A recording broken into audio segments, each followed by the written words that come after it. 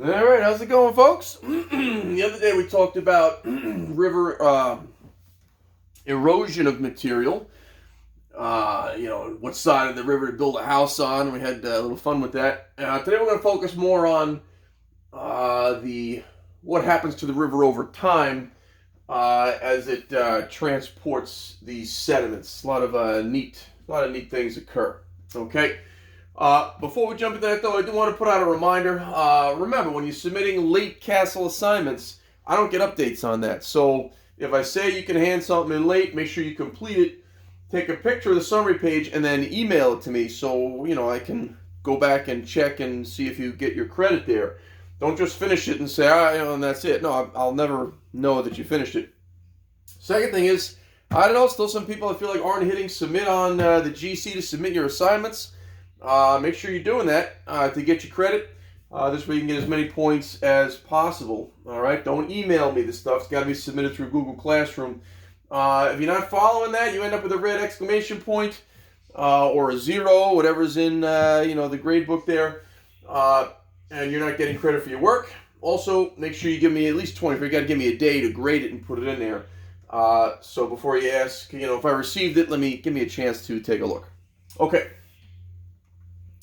Here we go. So, which one is the young Michael Jordan? Really shouldn't take much. Clearly, you can pick out age oftentimes with people. Right? And you got, of course, young Michael Jordan when he first started with the Bulls. B, of course, next. And then, of course, C. So you would say young, maybe mature and old, and that's of course what we do with rivers as well. Rivers go through these same aging processes as people. They start out young, they get mature, and they get older, but instead of looking like people, they look like this. So which one would be the youngest one? Well, it would be the straightest, skinniest, fastest, most energetic, right? So of course you would go B on that. And then as you get older, you start to develop curves, just like people do, right? And the rivers will get curvy and wider. And it's this whole progression as the river ages, okay? So how does it evolve? Well, take a little youthful stream, right? Narrow there. It tends to be more straight, less curvy, steeper slope with V-shaped valleys. You can see that in that picture there. Then as it gets mature, right, you'll see you get a wider area. You start to develop a floodplain. That's that land on either side of the river. And you start to develop some curves, right? And then as we get to an old age stream, the curves get enormous, so big, sometimes they even get cut off. When they do, that's called an Oxbow Lake.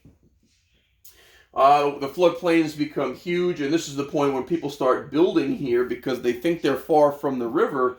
But if the river gets high enough and comes over its banks, then the whole floodplain area gets flooded. So never a good idea to build there. A lot of people do. To each his own. And of course, natural levees occur. That's like those high points on the river that keep the water in under normal conditions. But again, if there's a lot of rain, a lot of snow melt, it will flood. Okay? How does an Oxbow Lake form? Check this out. So first your river starts to mature, gets curves. The curves get bigger. We call those meanders. And ultimately, boom, one gets cut off, right? So now the river starts to straighten itself out in a sense. But it leaves behind this horseshoe-shaped lake. They call it an Oxbow Lake. And it's no longer fed by the river.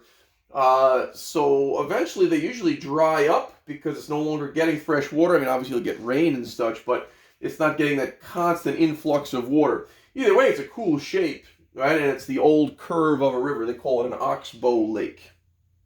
More of a mature to old age feature there. All right. Identify several ways water can be transported. Take a look at the top right of the screen. There it goes. And you can see there's stuff kind of up here in the middle and then down below. And there's different ways it's being moved, right? There's stuff dissolved in the water. Then there's stuff suspended in the water temporarily. Then there's stuff bounced along the bottom there. But it's all being transported downstream, right? So we call it the load, the amount of material that it's carrying. And it carries it in three ways like you just saw. right? If it's dissolved in the water, it's in solution. If it's kind of carried temporarily, but when the water slows down, it'll drop it, right? That's called suspension. And if they're really big, but still the water's powerful enough to move them, right, they'll bounce along the bottom there. They call that saltation, but bouncing along the bottom is just fine. Okay? Obviously, when things are bouncing and rubbing against each other, you get that friction, you get that abrasion, and that starts to make those nice round river rocks that we know so well, right? Round and smooth. All right. This chart should look familiar to you, right? There's your sizes on the right side: boulders, cobbles, pebbles, sand, silt, clay. And this black line gives you an idea of how fast the river has to move to transport those things, to erode those things, okay? If you take a look, you can also break it down, right? Pebbles, if you're on the bottom side, will be smaller, in the middle medium, toward the top coarse. The same thing goes for sand, silt, and clay. You have a range in there, a broad range, okay? So obviously a faster stream will carry larger and heavy particles. Well, here's your speed. And the higher it goes, the faster it goes, the bigger the particles it can carry. And obviously opposite for a slower stream. All right. And now just to interpret the chart, take a look. So if a river was traveling at 100 but slowed down to 50, now it has less energy, less speed. Which particles are being transported at this current velocity? So at 100, right, go to 100, it was transporting everything under the black line. You were transporting clay, silt, sand, and most pebbles up to the coarse. But if it slows down to 50, now it's going to drop those coarse pebbles. It's not going to move those as easily anymore because it's less energy. It'll still move, you know, the medium pebbles will probably be bouncing on the bottom. The smaller ones might start to be up in suspension, and the sand, silt, and clay, of course, will all be in suspension. But as you slow down, you will deposit those things. Okay, remember we talked about the different curves in a river the other day. The inside curve versus the outside curve has different speeds. Well, when you slow down, you'll start to deposit those smaller things. Okay? All right.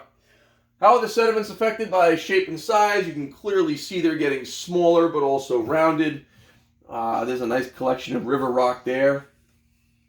Okay. They start angular, and of course they end up round, small, and smooth. Okay? That's from abrasion, remember. All right, make sure you're getting this all in your notes, folks. So what you guys got to do, you got to connect what we talked about the other day, the river profiles, with this old age river here. You can see you have some old age features, so you should be able to label those as well as put in the river profiles. Okay, so try to label the parts that we talked about. You have to refer back into the lesson and label what the river would look like at these places based on that whole inside-outside curve scenario where it's going faster or slower, causing erosion or deposition. All right? And there's some questions that follow as well. All right, we'll go through this in the meet, but take some time trying to figure that out. See you in the meet.